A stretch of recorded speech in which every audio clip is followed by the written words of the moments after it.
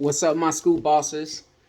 Thank y'all for joining me again for another session with these 360 waves. Man, 7 months in, beautiful journey. One turn back the hands of time and get my locks back. I'm feeling this new look. It's light, and I just want to share some things with y'all. Uh, One of the number one things I feel like anybody trying to have 360 waves, it's a must.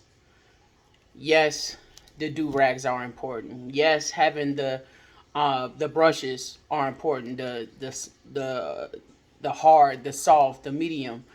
Um, Making sure you have a method to condition and make sure your waves stay shining and not looking all dry and like stale.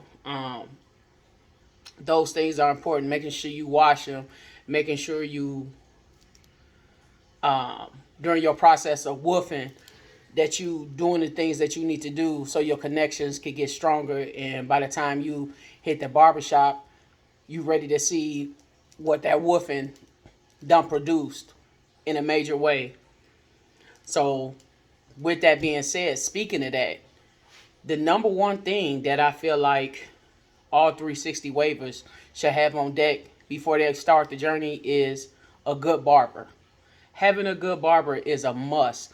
And I'm talking about you can't be their only 360 waiver client. They need to have knowledge of it, because when you tell the typical things that barbers know about the guards and everything, yeah, that's cool. But sometimes when you're doing the crown versus the rest of the head, you have to use different. You have to use different guards, and you come in there with little knowledge and they have little knowledge, you'll mess around and you'll be to jack your 360 waves up. And my thing is, why be a part of the journey and trying to get your 360 waves to look a particular way, and you don't have the right person standing behind you cutting your waves, and you not gaining no knowledge and you leaving it up to them. I'm like, for me, my barber, not bad, but it's a little young cat. He not experienced with waves, with 360 waves, and um, I'm still gonna mess with him, but in between times, outside of that, I'll cut my own hair. But when it came to my crown, like me requesting certain stuff or him knowing to comb it out before he started cutting, him knowing that once you go around and having a brush to make sure everything land right, he just certain things he didn't get. And he wasn't against me telling him. He had no problem with me saying like, hey, I need you to do this or do that. But I mean, I'm coming in your shop and get ready to pay you some money, or your establishment. I'm looking for you to already know what you're doing, for the most part, like here and there, to make sure I get the right look, to give you that description and everything like that. But to go into depth to tell you like how to start the process and everything, I might as well do it myself, which every now and again I do end up doing, because like I said, my barber that I use, he not a bad barber. He just don't have knowledge of 360 waves. So I feel like that's the number one thing. You have to invest in a barber that knows what they're doing, because that'll save you a lot of disappointment in the long run, because you end up in a situation where you woofing and your hair growing over your forehead, and they misinterpreting it, and sending your hairline back too far, not doing it right. You got um all kind of issues. Then your crown end up thinning out because they're not using the right guard. um and it can be a disaster. And for me, I ain't putting in all this work, putting in all this brushing to go to the barbershop, spend money, and be disappointed every single time. So at this point, it's a choice, with me dealing with this barber. Because honestly, coming into it, I just figured if you can cut hair, like, you should know what you're doing.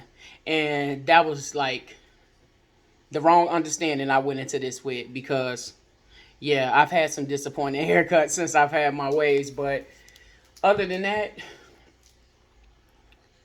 definitely, as I said, making sure you got the right brushes, making sure you got rags, making sure you not um falling asleep without ragging up, and making sure you not putting your rag on your head so tight that you end up taking your hair out in the back. I see a lot of people, I see a lot of wavers, like you see it thinning, and some people it's just because of the way they get they taper, but others you can tell like it's due to them putting it on so tight. Like, listen, it's gonna get compressed, it's gonna lay down. You don't have to strain your head, because you have to understand you still, I mean, it is hair, so you putting all that type of strain on it, like you pulling it out, and the more you do it, you pulling it out the follicles. So and for me, I want to be able to do different things with my 360 waves. Like, moving around, I may end up moving to a drop cut or whatever. But either way, I don't want my hair having to be forced to be cut a particular way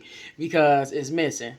But if you starting out, man, look into you a good barber before you jump out and man, being a complete disaster, because like I said, they all don't know. They all don't know. So don't just assume that they do know. Cause you mess around, you coming in, you just like, some people don't even know what guards to ask for. So lack of knowledge is gonna jam you up. But that's it. This is my progress so far.